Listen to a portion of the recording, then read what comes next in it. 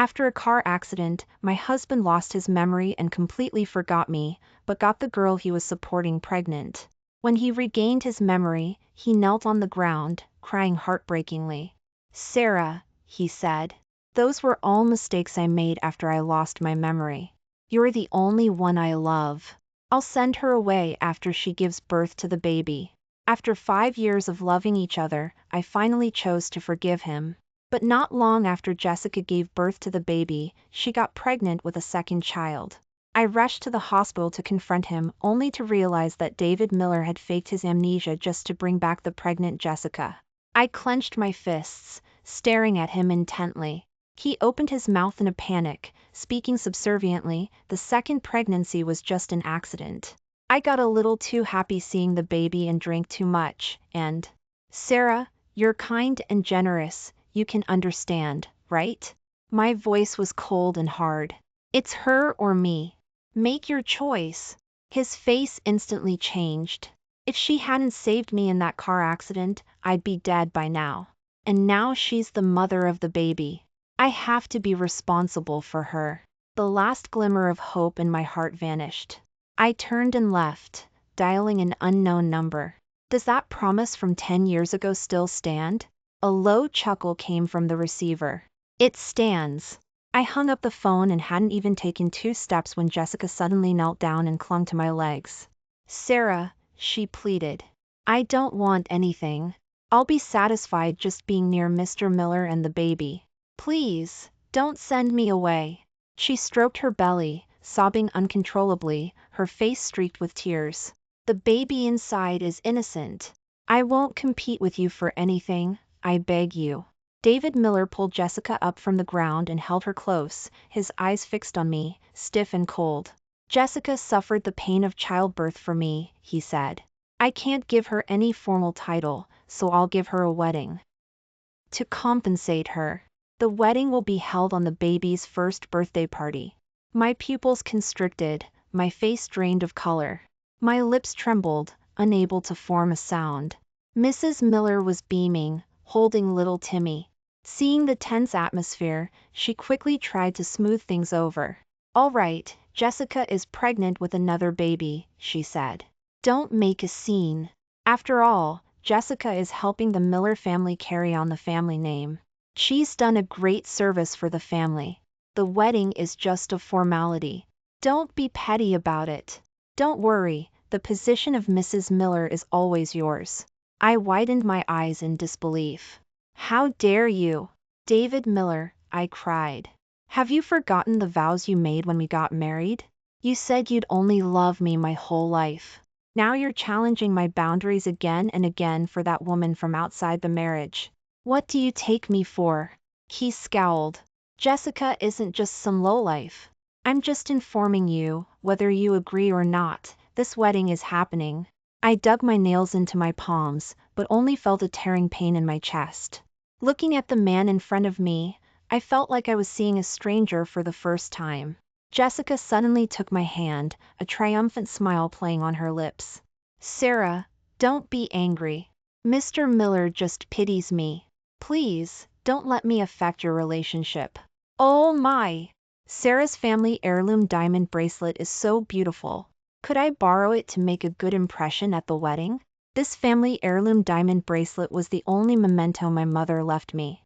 I never took it off. Seeing that I didn't speak, Jessica let go of my hand and feigned hurt. "Sarah, please forgive me. I'm from a modest background and not used to such things. It's the first time I've seen such an exquisite bracelet. Forget it, I'm not worthy." David Miller looked troubled. After hesitating, he spoke, his tone softening. "It was my oversight," he said. "I didn't get Jessica any wedding jewelry. Just lend the bracelet to Jessica. She'll give it back after the wedding." I scoffed. "David Miller, you're now making decisions about my belongings?" David Miller's face turned ashen. He clamped down on my wrist, gritting his teeth as he roared, "It's just a bracelet. I'll buy you 20 tomorrow." I struggled to break free, suppressing the rising fury in my heart. I took off the family heirloom diamond bracelet and curved my lips. "Since you like it so much, take it. The moment Jessica reached out, I suddenly let go. With a crack, the family heirloom diamond bracelet shattered. In the crisp sound of breaking, 5 years of love turned into scattered fragments on the ground. Taking advantage of the chaos, Jessica picked up a shard from the ground and cut the baby's arm. The baby in Mrs. Miller's arms cried loudly in pain. Jessica pointed at the wound, crying and accusing, "Sarah, can you really not stand me and the baby? If you have anger, take it out on me. Why hurt my baby?" David Miller, who had looked apologetic moments before, instantly had fire in his eyes and roared at me, "Sarah, after all these years of marriage, I never thought you could be so vicious. How could you hurt an innocent baby? From today onwards, you are not allowed to leave this room." As soon as he finished speaking, bodyguards dragged me out of the hospital and confined me to a room. I quirked my lips, bitterness spreading in my heart. The next day, David Miller, out of character, brought my favorite strawberry cake. He took my hand and spoke softly, humbling himself, "Sarah, I was too emotional yesterday. I shouldn't have yelled at you. But the baby was hurt, I couldn't just ignore it. I wouldn't know how to explain it to my parents. You understand, right? Jessica is generous. And you have experience with this. If you help Jessica choose her wedding dress, we can consider that your apology, and the baby's injury will be forgotten, okay?" So, his attempt to appease me was just to give his beloved a respectable wedding. I coldly shook off his hand. "No." He froze for a moment. Before, he didn't have to say a word. As long as he slightly frowned, I would immediately apologize and try to make him happy. But now, my expression remained cold and hard. His face instantly darkened, his voice icy cold. "You're going whether you want to or not." He forcibly dragged me to the bridal shop. As soon as we entered, Jessica, wearing a wedding dress, sashayed towards me. "I didn't expect Sarah to come," she said. "Only Mr. Miller could convince you. With Sarah here, I'm sure I can choose the perfect wedding dress." She curved her lips, took David Miller's hand, and headed towards the fitting room. "My zipper is hard to reach, Mr. Miller, help me out." He glanced at me, but I didn't give him a single look. He scoffed, put his arm around Jessica's waist, and angrily went into the fitting room. Before long, soft moans came from the fitting room. I peeked through the half-closed door and saw 2 bodies entwined. "Little vixen, stop it. My wife is still here." Jessica pouted. "You promised me you'd promise to take care of me for saving his life. Besides, my parents died because of you. You can't go back on your word. Don't you like thrills the most? The door is locked, Sarah won't see." "All right, whatever you want." He swallowed, kissing her collarbone like a man aroused. Jessica smirked through the door crack and gave me a triumphant peace sign. So that was Jessica's real reason for wanting me at the bridal shop. To openly cheat in front of me. A strong wave of nausea, coupled with a chill running down my spine, made me tremble. I sent the recorded evidence to my lawyer. I turned my head, my eyes falling on David Miller's phone on the sofa. I picked it up and easily unlocked it. He had a second account, just as I suspected. As soon as I switched to the second account, a group chat named My Inner Circle popped up. I scrolled up through the chat history. It was full of David Miller's friends praising him. "Miller, you're amazing," one text read. "One at home, one on the side, and you keep the peace. Got his wife under control, teach us your ways." If I could juggle 2 women at once like that, I'd be on cloud 9. David Miller replied, "I'm just charming, I guess. Neither woman can live without me. Especially Sarah is head over heels for me, she'd do anything for me," another said. "As soon as I look unhappy, they're both on their knees begging for forgiveness," smirk emoji. Every word was a stab to my eyes. The intertwined figures in the fitting room felt like 1,000 needles piercing my heart. I fought back tears, stuffing the divorce papers I had prepared beforehand into the wedding planner. 10 minutes later, he came out, adjusting his clothes, his eyes darting away. I opened to the signature page and handed him a pen. "This is the wedding planning contract," I said. "Sign it." He looked at me, surprised, and signed without thinking. "Sarah," he said. You're being reasonable, I said calmly. Nice dress. I won't bother you anymore. David Miller started to reach out for me, but Jessica's call made him pull his hand back instantly. He turned and went back into the fitting room. I pulled a bitter smile, put away the divorce papers, and went home. I packed my bags and booked a flight to Newport for 3 days later. Not long after, David Miller kicked open my door, his neck red with rage. He grabbed a vase nearby and threw it at me. Sarah, how could you be so malicious? You not only sent texts cursing Jessica and the baby, but you also recorded a video of Jessica and posted it online, slandering her as a mistress. My fingers touched the blood on my forehead.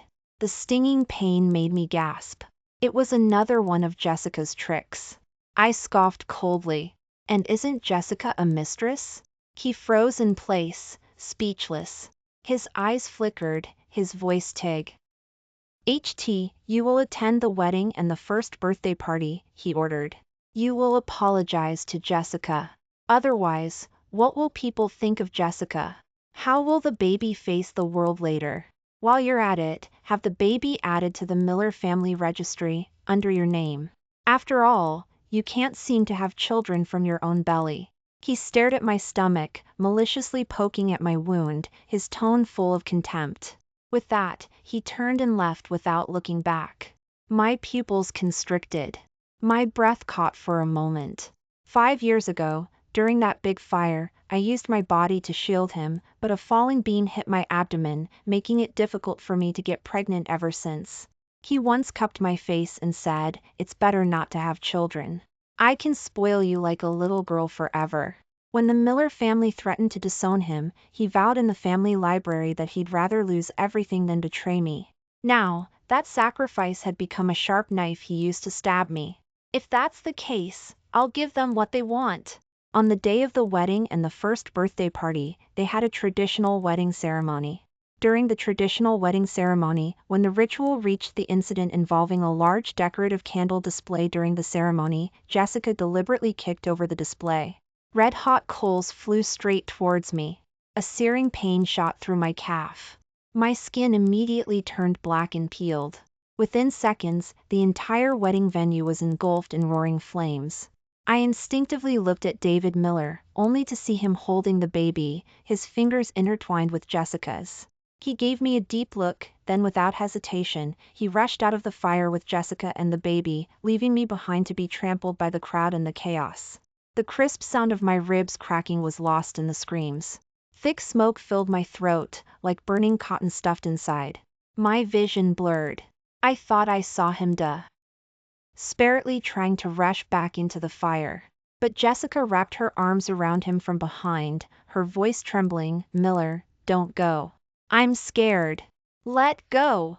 Sarah is still in there." David Miller struggled fiercely. When I opened my eyes again, I was in a hospital bed, my leg wrapped in bandages. David Miller's eyes were red-rimmed.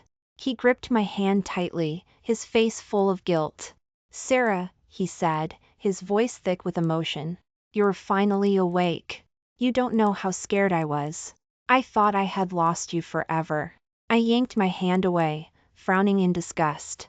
"Does it hurt badly?" he asked. "Wait for me." David Miller's eyes were full of concern. He rushed off to call the doctor. I couldn't stand the sight of that disgusting man any longer. I didn't want to stay here for another second. I pulled out the 4-line and limped away. Just as I reached the stairwell, Jessica's voice came from behind me. "Stop!" I didn't want to deal with her, but she suddenly rushed forward and grabbed me. My gaze swept over the baby in her arms. My voice turned instantly cold. "Jessica, let go of me." She curled her lips into a sneer, completely shedding her disguise. Well, she taunted. "Look at her, Mrs. Miller, running away like a drenched dog. Trying to fight me? You're still too green. Did you see?" she spat. When it mattered most, David Miller still chose me and the baby. You, a rich young lady, ended up being trampled underfoot by me, a country bumpkin? Stop acting so high and mighty in front of me. Your condescending attitude is sickening." Her eyes flashed with sudden malice. "The position of Mrs. Miller is mine. I'll make you live forever in David Miller's hatred. Holding the baby, she threw herself backward and tumbled down 20 steps. The baby in her arms, who had just turned 1 year old, began crying loudly. Blood gushed from beneath her, spreading into a shocking red pool on the floor. When she felt the blood, she screamed loudly. People in the busy hospital began gathering around us. David Miller heard the familiar scream, pushed through the crowd, and rushed down the stairs to pull Jessica into his arms. She cried heartbreakingly, trembling all over. "The baby! Our baby is gone."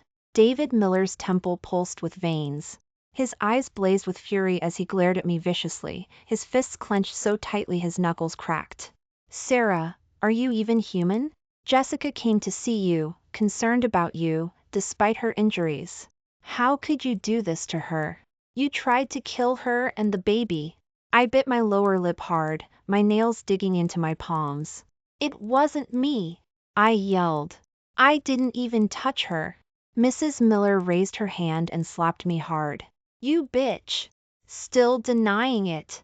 If anything happens to my little Timmy, I'll make sure you pay." With that, she continued cursing me viciously, then frantically picked up little Timmy from the floor and rushed to find a doctor. "What are you standing around for? Hurry, take Jessica to the doctor." David Miller scooped Jessica into his arms and rushed towards the operating room without a backward glance. Even passers-by cursed me as vicious, saying I'd even harm a baby, and that someone like me deserved to be cut into 1,000 pieces. But I didn't do anything. Why am I being blamed? David Miller cheated first, and Jessica provoked me afterwards. Jessica was the one who wanted me dead. I suddenly burst into hysterical laughter. The laughter turned into sobs, crying heartbreakingly, and I curled up on the ground, trembling. I wiped away my tears and headed straight for the airport. Before boarding the plane, an update from Jessica popped up on my social media feed. I will always be his first priority. The picture showed David Miller holding the baby in his left arm and feeding her porridge with his right hand. I liked the post and commented, "David Miller and I are divorced. Wishing you both eternal happiness and many children." After that, I blocked everyone, called a courier service, and sent him the divorce papers. The second before I turned off my phone, it started vibrating frantically. David Miller gripped the divorce papers tightly in his hands, pacing back and forth in the hospital room, dialing Sarah's number repeatedly. Fine sweat beaded on his forehead, his throat tight. "Answer the phone!" But the phone on the other end kept repeating mechanically that the line was busy, until it finally went dead. Still unwilling to give up, he opened his text message app and typed, "What are you doing?" But a striking red exclamation mark popped up in the chat box, stinging his eyes. Before, no matter if it was Sarah's fault or not, she would throw a fit for a while, but before long, she'd apologize and beg him to forgive her being unreasonable. But now, Sarah not only didn't apologize, she blocked all his contact methods and even used the divorce papers to threaten him. Recalling the little things from this period, he suddenly realized. Sarah had changed ever since she found out Jessica was pregnant with a second child. First she threw a fit, then slowly distanced herself from him, becoming cold. Even when he was intimate with other women, she was no longer jealous. She even ended up wishing them a long and happy life together. When he first learned that she had pushed Jessica down the stairs, he had felt a bit of secret joy, believing it proved she still loved him. But how did it end up with them getting divorced? Thinking of this, his chest tightened even more, and his breathing became heavy. Jessica keenly sensed his frustration. A hint of triumph flickered in her eyes. "Sarah is just having a tantrum," she said. "She always makes a fuss. She's probably afraid we'll blame her for causing my miscarriage. She'll come around in a few days." David Miller frowned and gave her a cold glance. "You don't know Sarah. She never used to make such a big scene. At most, go stay at the house in Northwood for a few days, then come back and ask me to forgive her." Jessica looked extremely wronged. She looked up at him with tear-filled eyes, her pale lips trembling as she sobbed softly. "It's all my fault," she whispered. "If I had been more careful, our baby wouldn't be gone. And now little Timmy is in the ICU. If I lose him too, how will I live?" Sarah hasn't given birth, she doesn't understand that when the baby is hurt, it's my heart that aches. I wish I could suffer for the baby, boo-hoo. Looking at her pitiful appearance, David Miller, who had been anxious and flustered, was instantly captivated. His face was ashen. He gritted his teeth and said, "Let her make a fuss. If it weren't for her, our second baby wouldn't be gone." He held her tightly, full of tenderness, and comforted her softly, "Jessica, don't be sad. Once you recover, we can have another baby." After comforting Jessica, David Miller leaned by the window and lit a cigarette. Although he didn't say it out loud, he was still waiting for Sarah's apology in his heart. He was distracted, just refreshing his text messages, and didn't even hear Jessica crying out in pain from the hospital bed. It wasn't until a nurse came in to point out the blood flowing back into the foreline that he remembered the pale-faced Jessica beside him. He looked apologetic but explained guiltily, "Jessica, I have some company matters to handle. There will be dedicated medical staff to look after you, okay?" Although Jessica was 100% unwilling, David Miller grabbed the divorce papers and left without looking back. He stared at the words "divorce papers," the irritation in his heart growing stronger. He slammed his hand on the steering wheel and cursed. He floored the accelerator and drove home as fast as possible. He was desperate to see Sarah again. "Sarah!" He pushed open the door, only to find the room completely dark. He searched the entire house, but found no trace of Sarah, not even an echo. He looked around and realized that all their belongings were gone. The wedding photos that used to hang on the wall, the matching couple's outfits in the closet, the handcrafted memento they made together. He roared in frustration, about to question the butler about the whereabouts of the items. The butler's face turned pale with fright. He spoke nervously, "Mr. Miller," the butler stammered. "These were all ordered by Sarah to be thrown away. But I saw Sarah looking at this one picture, lost in thought, and I felt it was important to her, so I took the liberty of keeping it." With that, he handed him a photo. This photo was from college, a picture of them after winning a debate competition. David Miller and Sarah were opponents. He, the perennial champion, ended up losing. Sarah won the award. She held up the trophy, smiling brilliantly. In that single moment, David Miller was captivated by her radiant, sweet smile. After the competition, he plucked up the courage to ask for her contact information. Later, after a year of relentless pursuit by David Miller, Sarah finally became his girlfriend. For him, Sarah gave up the opportunity to study abroad, staying by his side as he built up his company step by step. For him, she stayed up late working on proposals and going to extremes for business, even ending up hospitalized after drinking with clients just to close deals. For him, a rich young lady became a devoted homemaker for 5 years, day in and day out. For him, she almost lost her life. He suddenly remembered that after returning from the bridal shop that day, Sarah had been packing. But he hadn't noticed these details at the time. Instead, he had exploded at Sarah and slammed the door shut as he left. Ever since Jessica appeared, he had slowly neglected Sarah's feelings, constantly pushing her boundaries and hurting her. Thinking this, his gaze unfocused, his pupils dilating into vacant blah. Points. Out of the corner of his eye, he spotted the wedding ring on the dressing table. He had placed it on Sarah's finger himself. For 5 years of marriage, she had cherished it more than anything, never taking it off. But the wedding ring lay there, silent. This time, Sarah was truly leaving him. He reached out, picked up the ring, and fell to his knees. He buried his fingers in his hair, his shoulders shaking violently. His hands suddenly fell limply. The divorce papers in his hand hit the floor, and the USB drive that had been tucked inside rolled to his feet. Meanwhile, back at the hospital, Jessica was furious about David Miller leaving. She swept a coffee table clean with one motion. The sound of glass shattering echoed through the room. Her eyes were bloodshot. She clenched her fists and cursed Sarah viciously. She pulled out her phone and yelled into it, "Find Sarah. This time, make sure she's completely ruined." David Miller frantically opened his laptop and found only one video on the USB drive. The video from the bridal shop that day showed him and Jessica entwined, captured clearly. He dragged the video to the end and saw Jessica giving a triumphant peace sign. For the first time, he realized Jessica was suspicious.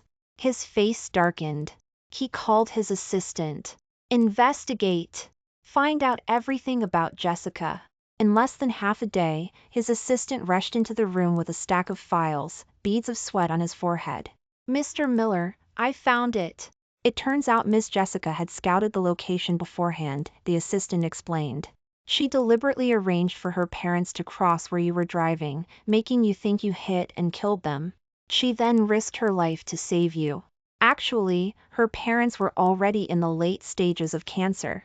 She used your guilt and gratitude to extort you. The hospital surveillance footage also shows that Sarah didn't touch her at all. She deliberately threw herself down the stairs. Also, cutting little Timmy at the hospital and the fire that broke out at the wedding. Miss Jessica was behind it all. And we also found out Miss Jessica has other men on the side. As the truth was revealed bit by bit, David Miller's eyes turned dark and terrifying. Fury surged within him. Take little Timmy for a paternity test immediately. An hour later, David Miller held the paternity test report, staring fixedly at the result, not the father. The doctor looked at him in confusion and handed him a medical report. Mr. Miller, the doctor asked, didn't Sarah tell you that you have a low sperm count and it would be very difficult for you to have children in your lifetime? He stumbled back 2 steps, clutching both reports so tightly they crumpled into useless paper. The thought of the harm Sarah had suffered flooded him with guilt and regret. His eyes became numb. He returned home, a broken man, and curled up alone in the corner, his figure looking frail. The door suddenly opened. He looked up in surprise. Sarah? When he saw it was Jessica, the light in his eyes instantly vanished. She knelt down and took his hand, her voice soft and weak. My husband, what's wrong? David Miller shook her off in disgust. Don't call me my husband. She widened her eyes in disbelief. This morning at the hospital he had been so affectionate, how could he change so suddenly? She looked down and saw the files and photos about her scattered on the floor. Her expression stiffened. She pouted, looking wronged, her eyes darting away guiltily. I can explain all this, she said. He stared at her expressionlessly, his tone cold and hard. Jessica, stop pretending. I know everything you've done. You still think you can fool me. Tears welled up. She clung to his hand, trying to explain. No, the men, those were just my ex-boyfriends. I broke up with them a long time ago. And all this. The reason I went after Sarah was because I love you. I was afraid she'd take you away. Afraid you'd really leave me and the baby for her. Think about the baby. Do you want him to grow up without a mother? His eyes turned instantly cold. He grabbed her wrist and flung her hand down onto the floor. You have the nerve to talk about the baby to me? He snarled. Look at this. He threw the paternity test report in her face. Pack your things and get out. She lay on the floor, a pathetic mess. David Miller, how can you be so cruel to me? Is there no place for me in your heart at all? Was everything you did for me these past few years just for show? David Miller suppressed the surging anger in his heart. He turned away without speaking. Jessica's facade shattered, revealing a twisted, malicious grin beneath. What's wrong? She sneered. Thinking of going back to Sarah? I'm telling you, it's too late. Just thinking about the miserable end Sarah is going to face makes me feel great. Amazing! He rushed forward frantically and grabbed her by the neck. Try hurting her again, I don't mind making you disappear. She just grinned back, a venomous, insane grin. His grip tightened. Tell me, he roared. What did you do to Sarah? As for me, I had already landed in Newport. Outside the airport, Ethan Walker, the scion of a prominent Newport family, was waiting for me in a Rolls-Royce luxury car. As soon as I got in the car, Ethan Walker handed me a stack of files. It was a list of all his assets, and a medical report. His gaze was steady. Sarah, he said. I'm clean. I swear I haven't been fooling around with other women, he said. The news reported by the paparazzi was all fake. I hired them to put on a show because Ethan's parents kept pressuring me to get married. You know I've always loved you, he said. I never forgot that promise from 10 years ago. I've been here waiting for you, whenever you were ready to come back. The Song and he families were close, and Ethan Walker and I were childhood sweethearts. 10 years ago, he made me a promise: if you're still single before you turn 30, I'll marry you. Teenage uncertainty made me hesitate. Then came my family's sudden misfortune, the distance between us in college, and David Miller's relentless pursuit. It all made me slowly let go of my feelings for Ethan Walker. When we met again, he was still as charming and dashing as ever. I curved my lips, teasing him. Really? The renowned scion of a prominent Newport family, a playboy, truly kept himself clean? He pointed to the medical report and acted coyly. Look, if you don't believe me, or you can verify it yourself. My face instantly flushed. But he carefully noticed the weariness in my eyes, looking at me with heartfelt concern. Sarah, he said, you've lost weight. He hired a Michelin-starred chef for me. But it was hot, and I didn't have much appetite. So, he spent the whole day in the kitchen refining his cooking skills, constantly making delicious things to cheer me up. The stomach problems I had developed from work gradually recovered under Ethan Walker's meticulous care. That day, just because I got caught in a little rain, Ethan Walker, afraid I might catch a cold, personally dried my hair for me. As the edge of the bed shifted, I lost my balance. Instinctively, I grabbed the hem of his clothes. He leaned in as I fell, and our lips met accidentally. His earlobes turned red. His Adam's apple bobbed nervously. He quickly got up, stumbling over his words as he said, I made you ginger tea. I'll go get it now.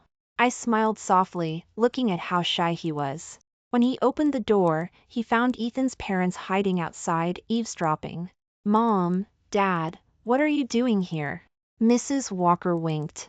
When the staff reported it, I didn't believe it. I can't believe it's true, you're actually serious about a relationship this time. Mr. Walker patted his shoulder, pleased. Good for you, son. You've got a future. I walked over to them and Dee greeted them shyly. Mr. and Mrs. Walker, it's been a long time. When they both clearly saw it was me, their eyes widened instantly. I can't believe Ethan's beloved is Sarah. Our families were so close back then, Mrs. Walker said. I'm so sorry your parents passed away so early. Sarah, just think of us as family. You'll always be our daughter. Ethan Walker quickly interjected, Mom, do you want me not to have a wife? Mrs. Walker laughed, covering her mouth. Right, my daughter-in-law. See, I spoke too quickly. We'll spoil you like a daughter, our daughter-in-law. After exchanging a few pleasantries, Ethan's parents left, not wanting to disturb us. The next day, I wanted to go out and buy gifts for Ethan's parents, but as soon as I stepped out, I was surrounded by a group of thugs and cornered in an alley. The thug with bleached hair leered, closing in on me. You're Sarah? Someone paid for a night with you. Just make us happy, and we'll let you go. I backed away repeatedly, trying to persuade them. Whatever they paid you, I'll give you double. Let me go. But their eyes were shining as they stared at me. They weren't listening to a word I said. Their dirty hands reached out and tore my dress. A calloused palm roughly grazed my face. I squeezed my eyes shut and screamed with all my might, Ethan Walker, help me. Suddenly, sounds of agony erupted around me. Ethan Walker had his foot on the face of the thug with bleached hair, his expression dark and terrifying. Veins bulged on the arm under his suit cuff. Every word was laced with menace. You dare touch my woman? You have a death wish? Without hesitation, he took off his jacket and draped it over me, apologizing repeatedly. Sarah, it's all my fault. I should have stayed right by your side to protect you. I'm here now, he said. You're safe. Don't be afraid. I threw myself into his arms, clutching his clothes tightly, unable to let go for a moment. Tears of injustice streamed down my face. A pleasant woody scent rose from his warm chest, somehow calming my frayed nerves. Ethan Walker was worried I was traumatized, so he stayed by my side all night, taking care of me. Looking at him sleeping by the bed, The love I had hidden in my heart years ago was slowly resurfacing. The next day, a maid told me someone was looking for me outside. It was David Miller. He looked utterly wretched. His once well-defined face was much thinner, his cheekbones protruding, and there were dark shadows under his eyes. Before I could say anything, he fell to his knees in front of me. "Sarah, I'm sorry. I know the whole truth now," he said. "I wronged you. But I was completely fooled by Jessica. As soon as I realized how badly I messed up, I came straight to find you. You're the only one I've ever loved," he pleaded. "Everything with Jessica was a misunderstanding. Sarah, please come back with me? Can we start over? This time, I promise I won't make any more mistakes." I sneered. "David Miller, don't you think you're ridiculous right now? Do you really think you did nothing wrong? Not only did you betray our love, you faked amnesia and lied to me, and repeatedly hurt me for Jessica. Time and again, you were convinced I was the one hurting them. 5 years of love, and you didn't even have the most basic trust in me. David Miller, it's too late for regrets now. We're divorced, it's over. The Sarah who used to revolve around you is long dead." He grabbed my hand and hit his own face with it. "Sarah, don't be like this. Hit me, curse me, I'll do anything you want as long as you let out your anger, please." I shook him off in disgust. He slapped himself several times, apologizing over and over. But no matter how he carried on, my heart remained unmoved. I turned and went back inside, saying calmly to the maid, "There's a crazy man outside. Don't pay him any mind from now on." David Miller camped outside the mansion gates for a whole week. The maid couldn't stand it anymore and spat at him in disgust. "What a piece of garbage, making a spectacle of himself," she sneered. Miss Sarah was almost violated. "If Mr. Walker hadn't saved Miss Sarah, that mistress of yours would have eaten her alive." David Miller was stunned. How could that be? His mind went blank for a moment. He suddenly remembered what Jessica had said earlier and rushed back like a madman. After that, he was never seen again. I was confused when the maid told me this. The maid told me that the thugs were sent by Jessica and had already been sent to prison by Ethan Walker. Later, I heard that when the Miller family's parents learned the whole truth, little Timmy, whom they had doted on, was immediately cast aside with disgust. They even called to beg for my forgiveness. Eventually, I got tired of it and just blocked all of them. David Miller banished Jessica and the illegitimate child she gave birth to the countryside, appointing someone to guard them so they could never leave the village. Jessica's greatest desire was to enter high society, so David Miller shattered her illusion. But it didn't matter anymore. Nothing about the Miller family had anything to do with me. 6 months later, I accepted Ethan Walker's proposal. David Miller somehow got an invitation and slipped into the reception. He rushed into the dressing room and grabbed my hand. "Sarah, you need to come with me now. Ethan Walker isn't a good guy," he said frantically.